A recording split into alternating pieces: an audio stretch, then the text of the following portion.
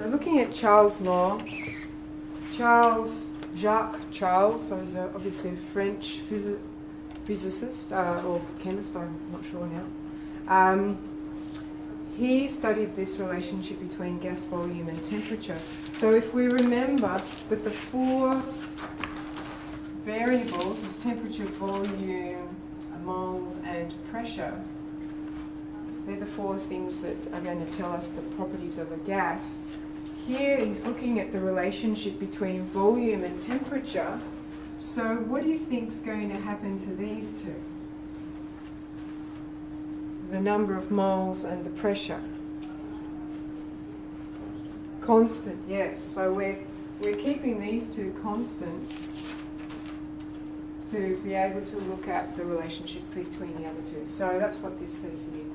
That Charles found that the volume of a fixed quantity of gas, so again, this is N, at a constant pressure, P, increases linearly with temperature. And yes, we mentioned Lord Kelvin before. So 1848, William Thomson, whose title was Lord Kelvin, proposed this temperature scale that's now known as the Kelvin scale.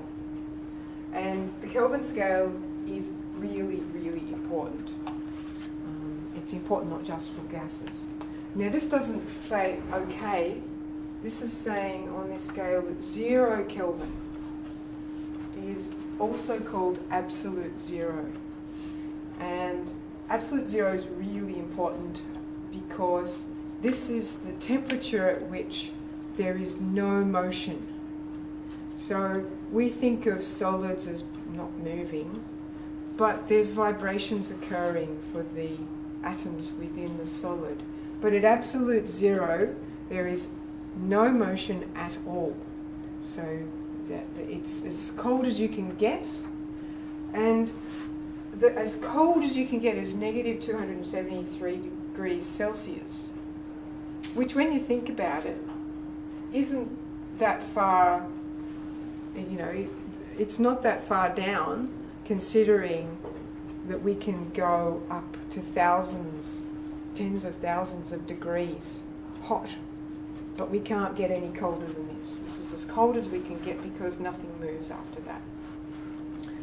And so, you know, this is called the Kelvin scale. It's very importantly, it's widely used. We have to use the Kelvin scale for our calculations using the ideal gas equation. And we need it here too for our, we need it here for Charles' law. So for all of our calculations in the gases unit, we should be working in Kelvin. You can see that we've got just this one relationship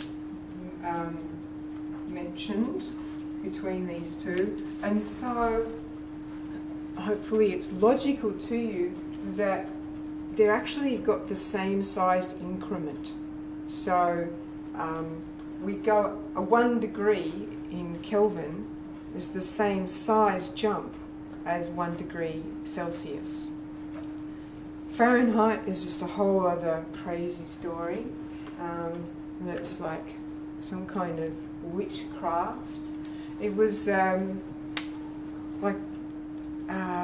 cold was freezing of seawater or something, you know, so it was like minus 20. Was set at 0 or something, and then horse blood was used as a temperature along the way, and I don't know which horses were donating their blood to try and determine this Fahrenheit scale. Anyway, it's totally unscientific, whereas these two are very normal. Okay, so Charles' law says that for the volume of a fixed amount of gas maintained at a constant pressure is directly proportional to its absolute temperature. So when it's saying it's directly proportional to its absolute temperature, it's meaning that it's directly proportional to its temperature in Kelvin.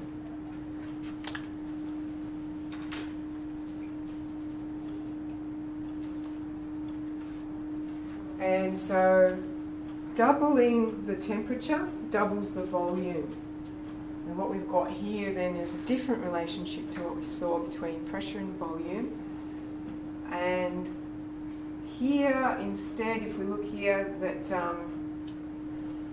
got V1 divided by T1 is equal to V2 divided by T2.